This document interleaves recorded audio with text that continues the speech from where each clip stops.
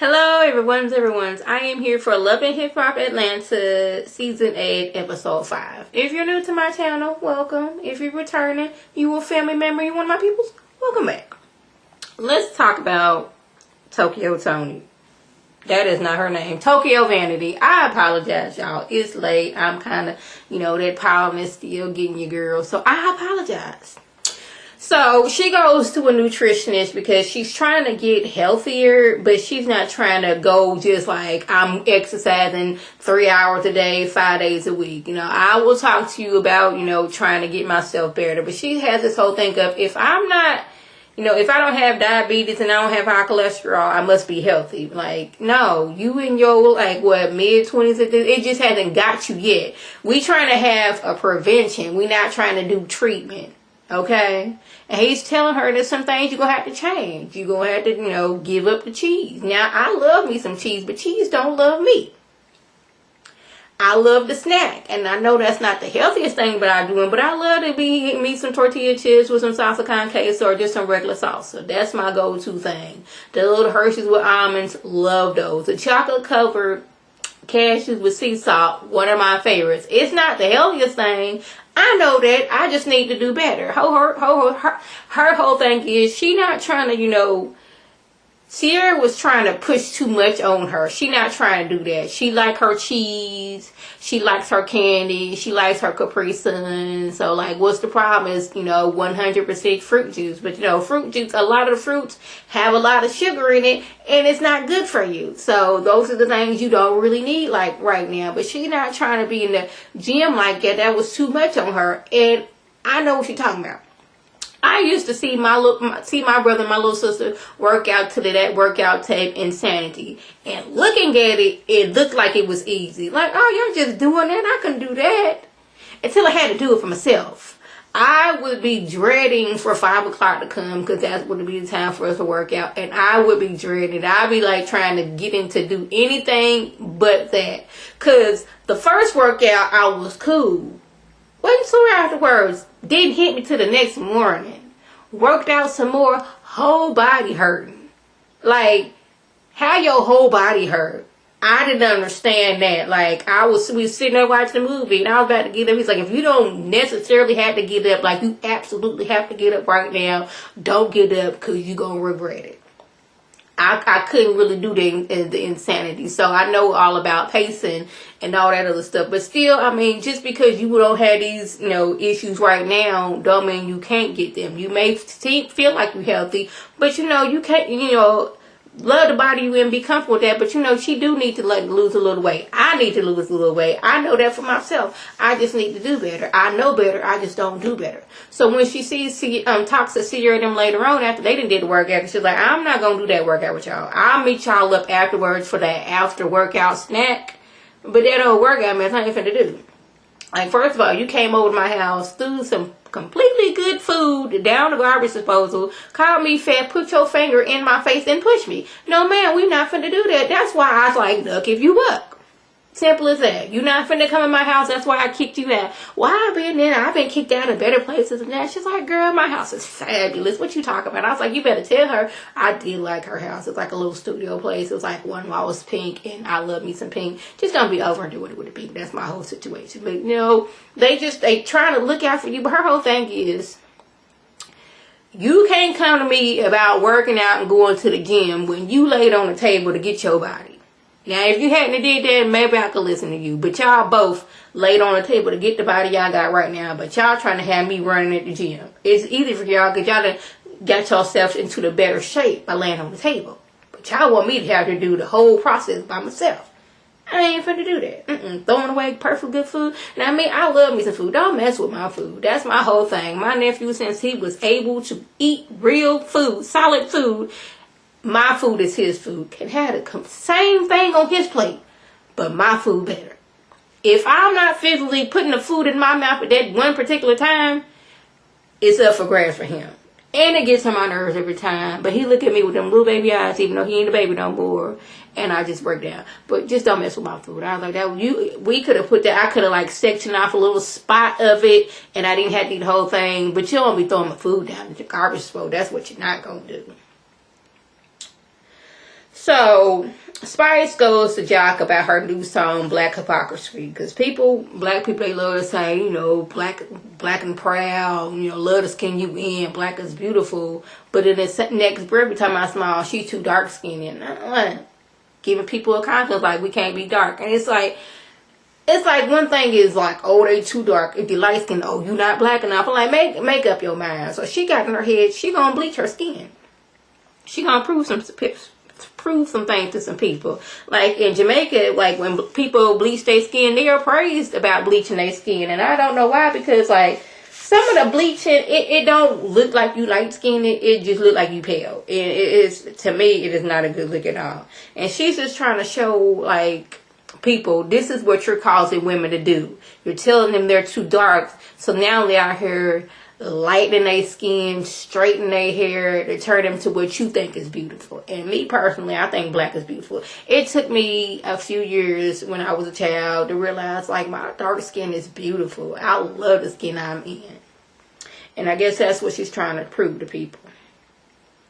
And let's move over to Jock, Scrappy, and Kurt. Because even Jock, his whole thing is there was some overlapping between his relationship with Carly and his new relationship with his girlfriend Kendra.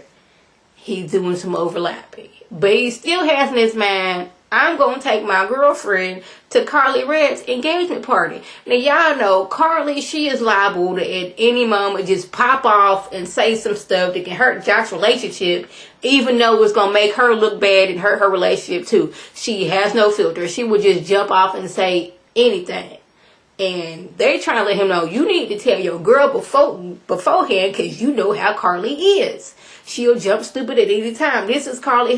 She's been messy since she came on the scene. Now this season, she's like, I done, hung up my messy cloth with my messy robe, and I'm no longer going to be messy again. But when it comes to Jock, she just can't help herself. So you need to sit old girl down and let her know, okay, when we first got together, we wasn't for real serious, so I was still hanging out when I was sleeping with Carly Red. But once we got serious, I broke things off and just left it at that. Don't have that girl go to this engagement party just to get embarrassed. Because if she don't do it, somebody mad at her is liable to do it themselves.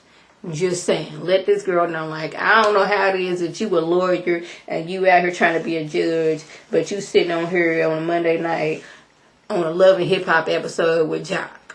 Just don't get it. Now, Kurt, he's feeling some type of way about Jasmine's parenting skills. And I'm sitting there looking like you have all your nerve, gall, and audacity when you spent the majority of this child's life not claiming this child.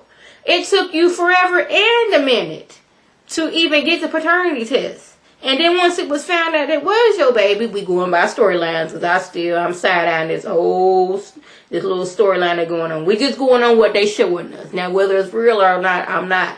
But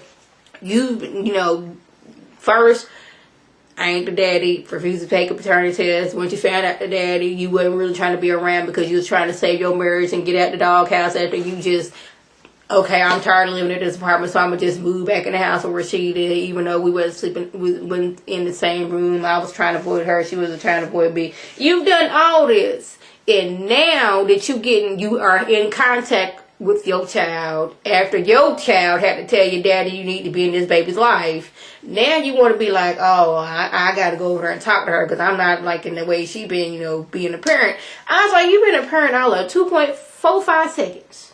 And you out here trying to tell this girl, I know that's probably not a number, but y'all roll with me. I'm on the road. You ain't being a parent.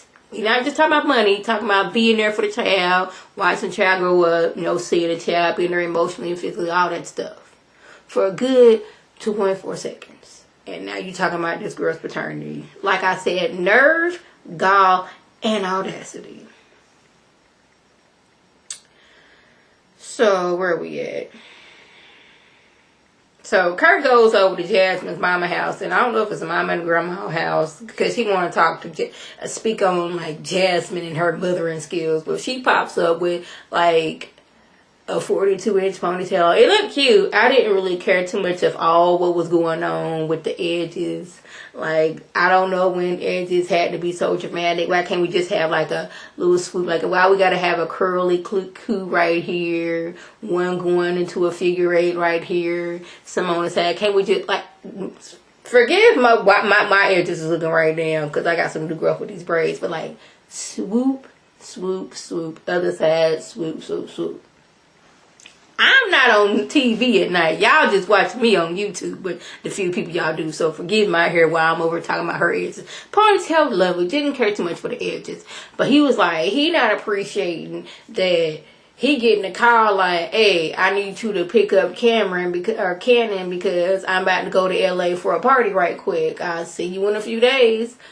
I'm like, so she out here jet setting like this. It was a party in LA that she done got worked up, so she out here leaving you with the baby. But I was like, if she was, you the daddy. This is what happens when you get a young girl pregnant who's not your wife. Things like this. And she was like, you just got on the scene, bro. Now he got an issue with the baby not being potty trained. He's like, he's 2. So that's around the age where you in the process of you started with a potty training, but he just ain't caught on that fast. You so concerned that he's still in pull-ups, you as the daddy, how come you ain't like, okay, we gonna show you how to use the potty? Why ain't you done this? You so concerned about her not doing this. You the daddy, how much you, okay, we're going to get this baby together. He's still in the pull up. Okay, we're going to get him in some big boy underwear, some underoos. We're going to show him to the pie. Why you over there questioning everything she's doing? Why aren't you doing things as a father, Kurt? I just want to know things. Just let me know things. Like, you just started coming around and now you over here questioning everything she got going on. But she's like, is this your concerns or is this Rashida's concerns? Because let me know. Because you just walked on the scene as far as being an actual father to this baby. As the storyline goes. And you over here questioning everything I got going on. Boy, please. So, Mimi is trying to show Spice what black people went through the civil rights movement. Took her to the Ebenezer Church, took her to the Madam C.J. Walker Museum, and it seemed like it didn't have the effect that she wanted to. It's kind of like proving Spice's point, because at one point, you know, the curator there was saying how the misconception is that Madam C.J. Walker invented the hot comb. The hot comb was invented in France. Madam C.J. Walker just, you know, tweaked it so it could, you know, adjust to kinkier hair to make it straight. So she's like, oh, so she made it to make our hair straighter is what you're telling me. See? Black hypocrisy. And I was like, I mean, that's basically it. Because, like, back in those days, it was not acceptable for, you know, the woman we walk around with her hair natural. That didn't come around to, like, the late 60s, 70s. I could be wrong. But, you know, it was the ideal beauty is your hair straightened. I'm just glad I don't have to do that no more, because I used to hate getting my hair relaxed. I hated it with a passion. It seemed like the relaxer was, I mean, even if it was like a no, always no lie, but like, even if it was like a little kid relaxer, it seemed like my hair would like, it would start burning, like, soon as you put it on there. Thank goodness I'm not doing that no more, and I ain't got to worry about my hair, but this ain't what we talking about. And the curator was like basically agreeing that like in Jamaica, lightening your skin is like an accessory. It's like having a belt on. Because in Jamaica, Mimi being a lighter skin, she can go to the bank and get a job. Spice being a darker skin, they be like, no, boo, you're not finna get a job. Y'all can both be qualified. In fact, Spice could be more qualified, but she's not going to get the job because of her skin. And she's like, this is what I'm talking about. It's more acceptable if you lighter. But when she does debut, you know, her lighter skin, it doesn't look like she's a lighter skinned person. Y'all remember how they used to do the black folks makeup back in the 80s when you was looking casket sharp? That's what she was giving. It wasn't looking like, okay, I'm light skinned. It looks like I'm pale. And they didn't really know how to, you know, do black people's makeup back in the 80s. So this is what we got. That's what it looked like to me. Like, I don't know who is in Sammy Sosa's camp does not, you know, sit him down and tell him, bruh, It was one point he was looking like a purplish pink, and I'm like, I don't know if that was what you was going for, or was that just an accident, because he was looking like, y'all remember, it's not Crunch Berries, it's like that little Boo character on cereal. He was giving me that kind of color, and I was like, I don't think this is what you was going for, but this is what you looking like now.